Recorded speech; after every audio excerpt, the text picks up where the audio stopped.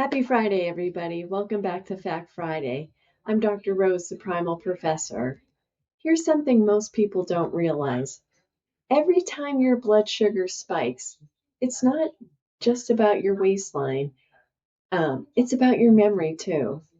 Those glucose surges that happen after a bagel, some soda, or a bowl of pasta, they're silently shrinking your brain's ability to think, focus, and remember.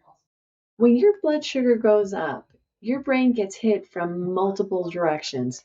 First, those repeated spikes damage the tiny blood vessels that supply oxygen and nutrients to the neurons, a process called microvascular damage.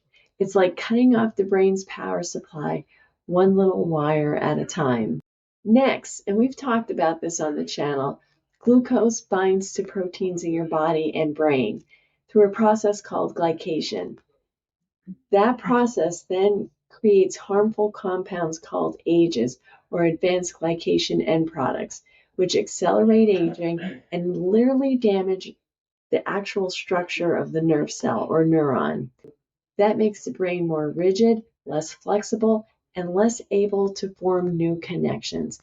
And as a physical therapist, after somebody has a stroke, when we work and rehab somebody back from a stroke, you're relying on the ability to create some of those new pathways and regain some function back. So it's really, really important. And I've seen it happen. Here's another piece of the puzzle over time.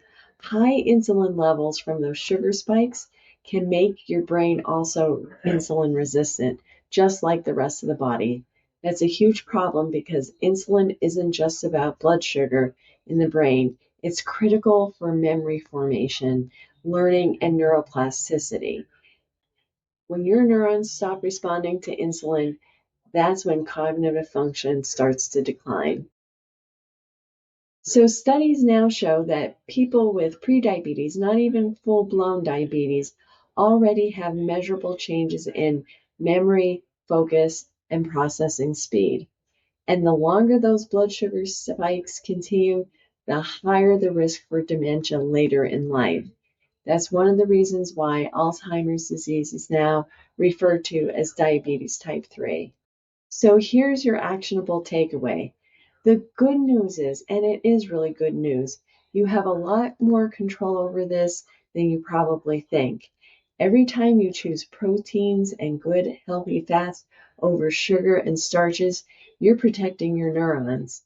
Every time you walk 10 minutes after a meal, you're improving the blood flow to your brain, lowering your glucose and insulin levels. Every time you keep your blood sugar stable, you're literally preserving your memory.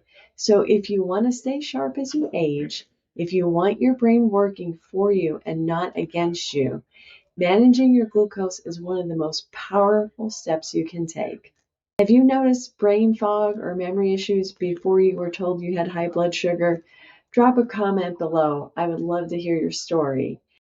I'm Dr. Rose Petrilla. I'll see you tomorrow in the next Daily Spoonful.